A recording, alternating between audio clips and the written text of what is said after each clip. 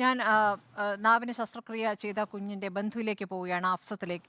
അഫ്സത്ത്, ഇപ്പോൾ കുട്ടിയുടെ അവസ്ഥ എങ്ങനെയാണ്? കുട്ടി സംസാരിച്ചു തുടങ്ങിയോ? ഇപ്പം സംസാരിക്കുന്നുണ്ട്. ഈ ആദ്യം സംസാരിക്കുന്നതിൽ ഒരു വ്യക്തത കുറവുണ്ടായിരുന്നു, ടങ് ടൈ ഉണ്ടായിരുന്നു എന്നാണ് പറയുന്നത്. അതൊരു ചെറിയ ശസ്ത്രക്രിയയാണ്. അങ്ങനെ ഒരു കാര്യം കണ്ടെത്തിയതുകൊണ്ട് അപ്പോൾ തന്നെ അത് ചെയ്തു എന്നാണ് ഡോക്ടറുടെ ഭാഷ്യം. എന്താണ് അതേക്കുറിച്ച് നിങ്ങൾക്ക് പറയാനുള്ളത്? ഞങ്ങളെ കുട്ടിക്ക് അങ്ങനത്തെ ഒരു പ്രശ്നമേ ഇല്ല. നല്ലോണം സംസാരിക്കുന്ന മോളാണ്. പിന്നെ ഞങ്ങൾ കൊടുത്ത ഇതിനുള്ള ഓപ്പറേഷൻ അല്ല അവർ ചെയ്തത്. പറഞ്ഞോളൂ. കുട്ടിയുടെ ആറാമത് വിരൽ അല്ലെ, ആറാം വിരൽ ഓപ്പറേഷനാണ് പറഞ്ഞിരുന്നത്. അങ്ങനെ ശസ്ത്രക്രിയക്ക് കൊണ്ടുപോകും മുമ്പ് താങ്കൾ കണ്ടിരുന്നോ കുഞ്ഞിനെ? അത് കൃത്യമായി സർജറിക്ക് മുമ്പ് അനസ്തീഷ്യ നൽകുമ്പോൾ തന്നെ രോഗിയുടെ പേര്, ഏത് ശസ്ത്രക്രിയയാണ് എന്നൊക്കെ കയ്യിൽ ഒരു ബാൻഡിൽ കെട്ടി എഴുതി വെച്ചിട്ടുണ്ടാകും. അങ്ങനെയൊന്നും ചെയ്തിരുന്നില്ലേ കുട്ടിയുടെ കാര്യത്തിൽ? അതെ, ബാൻഡിലൊക്കെ എഴുതി വെച്ചിട്ടുണ്ട്. ഞാൻ സാറെടുത്ത് ചോദിച്ചു ഇതാരാണ് എഴുതിയതെന്ന്. സാറ് പറഞ്ഞ എൻ്റെ അടുത്ത് അബദ്ധം പറ്റിപ്പോയതാണെന്നാണ് സാറ് പറഞ്ഞത്. സാറിന് എന്താ പറയുക, ഒരു ചെറിയ എന്തോ ഒരു കാര്യം ചെയ്തതുപോലാണ് സാറ് പറയുന്നത്. ഒരു നെവർ മൈൻഡ് ആയിട്ടുള്ള ഒരു ഇതാണ്. അല്ലാതെ സാറ് ഒന്നുകൂടി വ്യക്തമായി പറയാമോ? ബാൻഡിൽ എഴുതിയതിൽ തെറ്റിരുന്നു എന്നാണോ താങ്കൾ പറയുന്നത്? അതെ അതെ, ബാൻഡിൽ സാധാരണ എഴുതിയ ജൂനിയേഴ്സ് ഡോക്ടറാണ്. അതിലെന്താ എഴുതിയിരുന്നത്? ഞാൻ ചോദിച്ചു എന്താണ് എഴുതിയിരുന്നത്? എന്താണ് എഴുതിയിരുന്നത്? ആ ബാൻഡിൽ രോഗത്തിന്റെ വിവരം എഴുതിയിട്ടുണ്ട്. എന്ത് വിരലിന്റെ കാര്യം? അത് എനിക്ക് അങ്ങനെ അറിയില്ല. വിരലിന്റെ കാര്യം എഴുതുക.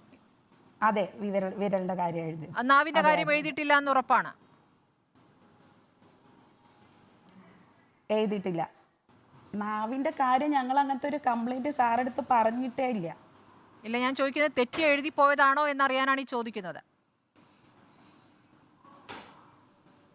അല്ല, തെറ്റ് എഴുതിയിട്ടില്ല. എഴുതിയിട്ടില്ല. അപ്പോൾ എഴുതി കൃത്യമായി ഏത് ശസ്ത്രക്രിയയാണെന്ന് എഴുതിയ ശേഷമാണ് ഡോക്ടർക്ക് പിഴവ് പറ്റിയത് അല്ലേ? അതെ അതെ അതെ. അത് നിങ്ങൾ ഈ ശസ്ത്രക്രിയയ്ക്ക് ശേഷം ഡോക്ടറോട് ചോദിക്കുന്നില്ല, അപ്പോഴെന്താണ് മറുപടി? സാറ് അബദ്ധം പറ്റിയെന്നാണ് സാറ് പറയുന്നത്. അപ്പോ അബദ്ധം പറ്റിയെന്ന് പറഞ്ഞു. പറ്റിയെന്ന് തന്നെ പറയുന്നത് സാറ് എന്തോ ഒരു. അതെ അതെ, അപ്പോൾ അബദ്ധം പറ്റിയെന്ന് പറഞ്ഞു. പിന്നീട് അതൊരു ചെറിയ ശസ്ത്രക്രിയയാണ്, അതൊരു കുഴപ്പം, 2 പ്രശ്നങ്ങൾ പരിഹരിച്ചു എന്ന മട്ടിലാണ് ഇപ്പോൾ ഡോക്ടർമാരുടെ സംഘടന ഇത് അവതരിപ്പിക്കുന്നത്.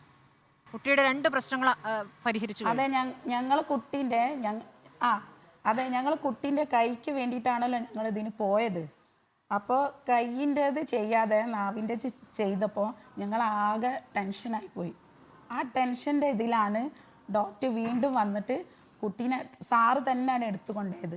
ആദ്യം വന്നത് അറ്റൻഡറാണ്, പിന്നെ സാറ് നേരിട്ട് വന്നിട്ട് എടുത്തു കൊണ്ടുപോയിട്ടാണ് ഇത് ചെയ്യുന്നത്. അല്ലാതെ ഞങ്ങൾ അങ്ങോട്ടേക്ക് പറഞ്ഞതല്ല സാറോട് ഇത് ചെയ്യണം എന്നുള്ളത്. ഇതിപ്പോൾ ആ ടെൻഷനിൽ ഞങ്ങൾ എന്താ ചെയ്യേണ്ടതെന്നുള്ള ആ ഒരു ഇതായിപ്പോയി. ശരി, ഈ സംഭവത്തിന് ശേഷം നിങ്ങളെ ആരൊക്കെ ബന്ധപ്പെട്ടു? മെഡിക്കൽ കോളേജ് ആശുപത്രിയിൽ നിന്ന് ഡോക്ടർമാർ എന്താണ് പിന്നീട് പറഞ്ഞത്? ഇതിനൊരു അന്വേഷണം നടക്കുന്നുണ്ടല്ലോ ഒരു വശത്ത്.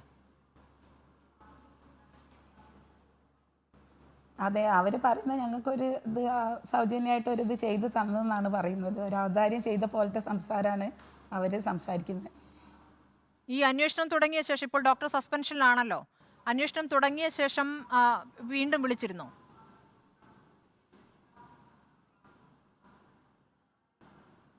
കേൾക്കുന്നില്ലല്ലോ. അന്വേഷണം തുടങ്ങിയ ശേഷം വീണ്ടും വിളിച്ചിരുന്നോ?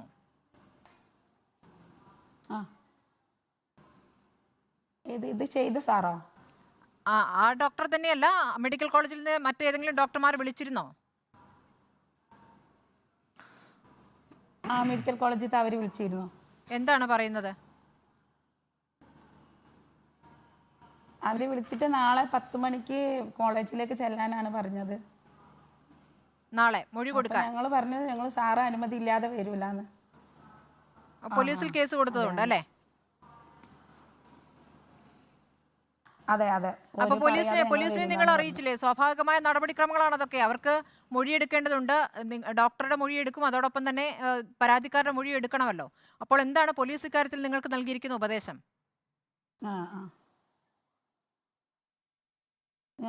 അവർ പിന്നെ വിളിച്ചിട്ടില്ല. ഇന്നലെ മൊഴിയെടുത്തതാണ്, പിന്നെ വിളിച്ചിട്ടില്ല അവർ.